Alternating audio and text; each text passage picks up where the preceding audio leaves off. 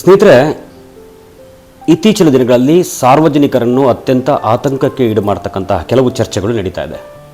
ಏನಪ್ಪ ವಿಚಾರ ಅಂತಂದರೆ, 3ನೇ ಮನೆಯಲ್ಲಿ ಒಂದು ಕಳ್ತನ ಆಯ್ತಂತೆ ರಾತ್ರಿ ಅನ್ನೋದು. ಯಾವುದೋ ಒಂದು ಲೇಡಿ ವಾಕ್ ಹೋಗ್ತಿದ್ದಂತೆ ಅವ್ರು ಸರ ಕಿತ್ಕೊಂಡು ಹೋಗಿದ್ದಾರೆ ಅಂತೆ ಅನ್ನೋ ಒಂದು ವಿಚಾರ. ಮನೆ ಹೊರಗಡೆ ಯಾವುದೋ ಒಂದು ಬೈಕ್ ನಿಲ್ಲಿಸಿದ್ರಂತೆ, ಯಾರೋ ರಾತ್ರಿ ಒತ್ಕೊಂಡು ಹೋಗಿದ್ದಾರೆ ಅಂತಕ್ಕಂಥ ಒಂದು ವಿಚಾರ. ಹಾಗಿದ್ರೆ ಇದಕ್ಕೆಲ್ಲ ಸೊಲ್ಯೂಷನ್ ಏನು? ಯಾರನ್ನೇ ನಾವು ಕೇಳಿದರೆ ಈ ವಿಚಾರವಾಗಿ ಪ್ರಥಮವಾಗಿ ಅವ್ರು ಹೇಳೋದು ಪೊಲೀಸ್ ಇಲಾಖೆಯವರು ಇದ್ರ ಬಗ್ಗೆ ಗಮನ ಹರಿಸಬೇಕು ಅಂತ. ಸ್ನೇಹಿತರೆ, ಖಂಡಿತ ಅದು ಅವರ ಕರ್ತವ್ಯ, ಅವರು ಮಾಡಬೇಕು. ಜೊತೆಗೆ ಪ್ರತಿಯೊಂದು ವಿಚಾರದಲ್ಲೂ ಪೊಲೀಸರನ್ನ ದೂಷಣೆ ಮಾಡ್ತಕ್ಕಂಥ ತಪ್ಪಾಗುತ್ತೆ. ಯಾಕೆಂದರೆ ಕರ್ನಾಟಕದಲ್ಲಿ ಸುಮಾರು 7 ಕೋಟಿ ಜನ ಇದ್ದಾರೆ. 7 ಕೋಟಿ ಜನಕ್ಕೆ 7 ಕೋಟಿ ಪೊಲೀಸರನ್ನು ನೇಮಿಸೋದು ಅಸಾಧ್ಯ. ಹಾಗಾಗಿ ಪೊಲೀಸ್ ಇಲಾಖೆಯವರು ಸೂಚಿಸಿರ್ತಕ್ಕಂಥ ಕೆಲವು ಮಾರ್ಗಸೂಚಿಗಳು, ಹಾಗೆ ನಾನು ಕೆಲವು ಪರಿಣಿತರಿಂದ ಪಡೆದಂತಹ ಕೆಲವು ಸೂಚನೆಗಳನ್ನ ಈ ವಿಡಿಯೋದಲ್ಲಿ ನಿಮಗೆ ಹೇಳ್ತಾ ಹೋಗ್ತೀನಿ. ಇವುಗಳನ್ನ ಪಾಲಿಸೋದ್ರ ಮುಖಾಂತರ ಖಂಡಿತವಾಗಿಯೂ ಈ ಕಳ್ಳತನಗಳನ್ನ ತಪ್ಪಿಸ್ಬೋದು ಅನ್ನೋದು ನನ್ನ ಭಾವನೆ. ಈ ವಿಡಿಯೋನ ದಯವಿಟ್ಟು ಸಂಪೂರ್ಣವಾಗಿ ನೋಡಿ ಸ್ನೇಹಿತರೆ. ಪ್ರಥಮವಾಗಿ ನೀವು ಯಾವುದಾದ್ರೂ ಊರಿಗೆ ಹೋಗ್ತಾ ಇದ್ದೀರಾ ಅಥವಾ ಹೊರಗಡೆ ಹೋಗೋದಕ್ಕಿಂತ ಮುಂಚೆ 2 ಬಾರಿ ಸೆಂಟರ್ ಲಾಕ್ ಸರಿಯಾಗಿ ಹಾಕಿದ್ರೆ ಅನ್ನೋದನ್ನ ಚೆಕ್ ಮಾಡ್ಕೊಳ್ಳಿ. ಆದಷ್ಟು ರಸ್ತೆಗೆ ಕಾಣುವಂತಹ ಬೀಗಗಳನ್ನ ಹಾಕೋದನ್ನು ಅವಾಯ್ಡ್ ಮಾಡಿ ಸೆಂಟರ್ ಲಾಕ್ನ ಹಾಕ್ಸೋದಕ್ಕೆ ಪ್ರಯತ್ನ ಪಡಿ. ನೀವು ಹೊರಗಡೆಗೆ 2 ಅಥವಾ 3 ದಿವಸ ಹೋಗ್ತಾ ಇದ್ದೀರಾ ಅಂತ ಸಂದರ್ಭದಲ್ಲಿ ನ್ಯೂಸ್ ಪೇಪರ್ಗೆ ಹಾಕೋರಿಗೆ ಸ್ಟಾಪ್ ಮಾಡಿಸಿ. ಯಾಕೆ ಅಂತಂದರೆ ಕಳ್ಳರು ಏಕಾಏಕಿ ದಾಳಿ ಮಾಡಲ್ಲ, ಅದು ಏಕಾಏಕಿ ಕಳ್ತನ ಮಾಡಲ್ಲ. ಅವರು ಎಲ್ಲದನ್ನು ಅಬ್ಸರ್ವ್ ಮಾಡಿ ಆಮೇಲೆ ಮಾಡ್ತಾರೆ. 3 ದಿವಸ 4 ದಿವಸ ಹೊರಗಡೆ ಪೇಪರ್ ಬಿತ್ತಂದರೆ ಅನ್ಕೊತಾರೆ ಇವ್ರ ಮನೇಲಿ ಯಾರೂ ಇಲ್ಲ ಅಂತ. ಹಾಗೆಯೇ ಈ ಮನೆಯಿಂದ ನೀವೇನಾದರೂ ಡ್ಯೂಟಿಗೆ ಹೋಗುವಂಥರಾಗಿ ಸಿಲಿಂಡರ್ ಖಾಲಿ ಆಗಿದ್ದ ಸಂದರ್ಭದಲ್ಲಿ ಸಿಲಿಂಡರ್ಗಳನ್ನ ರಸ್ತೆಯಲ್ಲಿ ಇಟ್ಟು ಹೋಗಬೇಡಿ. ಅದ್ರ ಬದಲು ಅಕ್ಕಪಕ್ಕದವ್ರಿಗೆ ಕೊಟ್ಬಿಟ್ಟು ಅದನ್ನು ಬದಲಾಯಿಸೋದಕ್ಕೆ ವ್ಯವಸ್ಥೆ ಮಾಡ್ಕೊಳ್ಳಿ. ಹಾಗೆಯೇ ಮನೆಯಿಂದ ನೀವು 1 ದಿವಸ ಅಥವಾ 2 ದಿವಸ ಹೋಗ್ತೀರಾ ಅಂತಂದರೆ ಮನೆಯಿಂದ ಹೊರಗಡೆ ಸಂಜೆ ಟೈಮಲ್ಲಿ ಹೋಗೋದಿದ್ರೂ ಸಹ ಮನೆ ಹೊರಗಡೆ ರಂಗೋಲಿ ಹಾಕಿ ಹೋಗಿ. ಯಾಕೆ ಅಂತಂದರೆ ರಂಗೋಲಿ ಹಾಕಿದಾಗ ಅನಿಸುತ್ತೆ ಈ ಮನೇಲಿ ಯಾರೋ ಇದ್ದಾರೆ ಅಂತ. ರಾತ್ರಿ ಸಂದರ್ಭಗಳಲ್ಲಿ ಮನೆಯಿಂದ ಹೊರಗಡೆ ಹೋಗ್ತೀರಾ ಅಂತ ಸಂದರ್ಭಗಳಲ್ಲಿ ಒಂದು ಫ್ಯಾನನ್ನು ಮನೆಯಲ್ಲಿ ಆನ್ ಮಾಡಿ ಹೋಗಿ.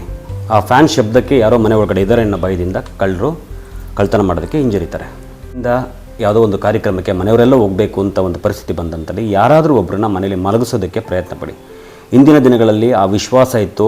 ಯಾರಾದರೂ ಯಾವುದಾದ್ರೂ ಊರಿಗೆ ಹೋಗ್ತೀವಿ ಅಂದರೆ ಪಕ್ಕದ ಮನೆ ಮಕ್ಕಳನ್ನು ಅಥವಾ ಅವ್ರ ಮೇಲೆ ಯಾರು ಹಿರಿಯವರಿದ್ದರೆ ಅದನ್ನು ಮಲಗಿಸಿ ಹೋಗ್ತಾಯಿದ್ರು. ಪ್ರಮುಖವಾಗಿ ಇನ್ನೊಂದು ವಿಚಾರ ಅಂತಂದರೆ ಅಕ್ಕಪಕ್ಕದವ್ರ ಜೊತೆ ವಿಶ್ವಾಸ ಇಡಿ, ವಿಶ್ವಾಸದಿಂದ ವರ್ತಿಸಿ, ವಿಶ್ವಾಸದಿಂದ ಇರಿ. ಯಾಕೆ ಅಂತಂದರೆ ಇವತ್ತಿನ ಪರಿಸ್ಥಿತಿ ಹೇಗಾಗಿದೆ ಅಂದರೆ ಮುಂದ್ಗಡೆ ಮನೇಲಿ ಏನೋ ಒಂದು ಶಬ್ದ ಆಗ್ತಾಯಿದ್ರು ಎದ್ದೋಗಲ್ಲ, ನಮಗೆ ಯಾಕೆ ಅವ್ರ ಮನೆ ವಿಚಾರ ಮಲಗಿ ಅಂತಾರೆ, ಅಂಥ ಒಂದು ಪರಿಸ್ಥಿತಿ ಬಂದಿದೆ. ಹಾಗಾಗಿ ಪ್ರಥಮವಾಗಿ ನಾವು ಮಾಡಬೇಕಾಗಿರ್ತಕ್ಕಂತಹ ಒಂದು ಏರಿಯಾದಲ್ಲಿದ್ದರೆ ಅಂದರೆ ಅವರೆಲ್ಲರ ವಿಶ್ವಾಸದಿಂದ ಇರಬೇಕು. ಒಬ್ರಿಗೊಬ್ಬರು ಕಷ್ಟ ಸುಖಗಳಿಗೆ ಭಾಗಿಯಾಗುವಂಥ ಒಂದು ಕೆಲಸ ಆಗಲಿ. ಇವೆಲ್ಲ ಆಟೋಮೆಟಿಕ್ಕಾಗಿ ಕಡಿಮೆ ಆಗ್ತಾ ಹೋಗ್ತವೆ.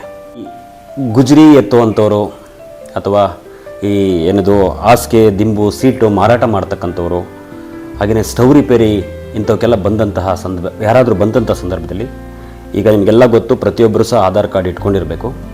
ಆಧಾರ್ ಕಾರ್ಡ್ದು ಒಂದು ಫೋಟೋ ತೆಗೆದಿಟ್ಕೊಳ್ಳಿ. ಪ್ರತಿಯೊಬ್ಬರ ಮನೇಲೂ ಒಂದು ಮೊಬೈಲ್ ಇರುತ್ತೆ, ಸ್ಮಾರ್ಟ್ಫೋನು, ಒಂದು ಫೋಟೋ ತೆಗೆದಿಟ್ಕೊಳ್ಳಿ. ಇಂತಹ ಕಳ್ಳತನಗಳಾದಂಥ ಸಂದರ್ಭದಲ್ಲಿ ಅವ್ರನ್ನ ಎನ್ಕ್ವೈರಿ ಮಾಡೋಕ್ಕೆ ಅನುಕೂಲ ಆಗುತ್ತೆ. ಆಮೇಲೆ ಯಾವುದೋ ಒಂದು ವಾಹನ ಸಂಶಯಾಸ್ಪದವಾಗಿ 1 ದಿವಸ 2 ದಿವಸ ಯಾವುದೋ ಒಂದು ಜಾಗದಲ್ಲಿ ಬಂದು ನಿಂತ್ಕೊಂತಂದರೆ ದಯವಿಟ್ಟು ಅದರದ್ದೊಂದು ನಂಬರ್ನ ಫೋಟೋ ತೆಗೆದಿಟ್ಕೊಳ್ಳಿ.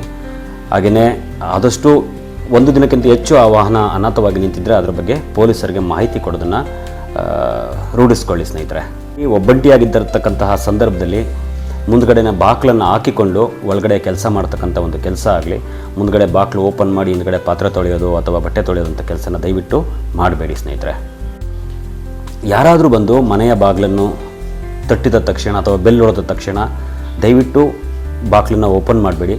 ಕಿಟಕಿಯಿಂದ ನೋಡಿ ನಿಮಗೆ ಪರಿಚಯಸ್ಥರು ಅಂತ ಅನಿಸಿದರೆ ಅವ್ರ ಮೇಲೆ ವಿಶ್ವಾಸ ಇದ್ದರೆ ಮಾತ್ರ ಆ ಬಾಗಿಲನ್ನು ತೆಗೀತಕ್ಕಂಥ ಒಂದು ಕೆಲಸನ ಮಾಡಿ. 2 ಬಾರಿ ಯೋಚನೆ ಮಾಡಿ ಬಾಗಿಲನ್ನ ತೆಗೀರಿ. ಸ್ನೇಹಿತರೆ, ಮನೆಯ ಹತ್ತಿರ ಯಾರಾದರೂ ಅಪರಿಚಿತರು ನೀರು ಕೇಳಿಕೊಂಡು ಅಥವಾ ಏನಾದರೂ ಒಂದು ಸಹಾಯ ಕೇಳ್ಕೊಂಡು ಬಂದಾಗ ಆದಷ್ಟು ಅವರಿಂದ ಅಂತರವನ್ನು ಕಾಪಾಡ್ಕೊಳ್ಳಿ. ಸ್ನೇಹಿತರೆ, ಹತ್ತಿರಕ್ಕೆ ಹೋಗಬೇಡಿ. ಆನ್ಲೈನ್ ಬುಕ್ಕಿಂಗ್ಸು, ಕೊರಿಯರು, ಅಂಚೆ ಸೇವೆಗಳು, ಹಾಗೆಯೇ ಈ ಗಿಫ್ಟ್ಗಳು ಆದಷ್ಟು ಖಚಿತಪಡಿಸಿಕೊಂಡು ಅವ್ರ ಜೊತೆನ ವ್ಯವಹಾರನ ಮಾಡಿ. ಸ್ನೇಹಿತರೆ, ಕಿಟಕಿಯ ಪಕ್ಕ ಮೊಬೈಲ್ ಹಾಗೂ ಇನ್ನಿತರ ಬೆಲೆ ಬಾಳುವ ವಸ್ತುಗಳನ್ನ ಇಡ್ತಕ್ಕಂಥದ್ದನ್ನು ಆದಷ್ಟು ಅವಾಯ್ಡ್ ಮಾಡಿ. ಇವತ್ತಿನ ಈ ಪರಿಸ್ಥಿತಿಯಲ್ಲಿ ಬೆಲೆ ಬಾಳುವ ಒಡವೆ ಆಭರಣಗಳನ್ನ ಆದಷ್ಟು ಬ್ಯಾಂಕ್ ಲಾಕರಲ್ಲಿ ಇಡ್ತಕ್ಕಂಥ ಒಂದು ಪ್ರಯತ್ನ ಪಡಿ. ಸ್ನೇಹಿತರೆ, ಮನೆಯ ಬಾಗಿಲಿಗೆ ಅಲಾರಾಮ್ಗಳನ್ನ ಅಳವಡಿಸ್ತಕ್ಕಂಥ ಒಂದು ಕೆಲಸ ಮಾಡ್ಕೊಳ್ಳಿ. ಯಾಕೆಂದರೆ ಲಕ್ಷಾಂತರ ರೂಪಾಯಿ ವಸ್ತುಗಳು ಒಳಗಡೆ ಇರುತ್ತೆ. ಒಂದು 2,000-3,000 ರೂಪಾಯಿ ಖರ್ಚು ಮಾಡಿ ಅಲಾರಾಮ್ನ ಹಾಕ್ಸೋದ್ರಿಂದ ನಿಮ್ಮ ಅವೆಲ್ಲ ವಸ್ತುಗಳು ಸೇಫ್ ಆಗಿರ್ತವೆ. ನೀವು ಮಲಗುವ ಸಂದರ್ಭದಲ್ಲಿ 2 ಬಾರಿ ಚೆಕ್ ಮಾಡಿ ಎಲ್ಲ ಬಾಗಿಲು ಕಿಟಕಿಗಳು ಬಂದಾಗಿದ್ದಾವ ಅಂತ.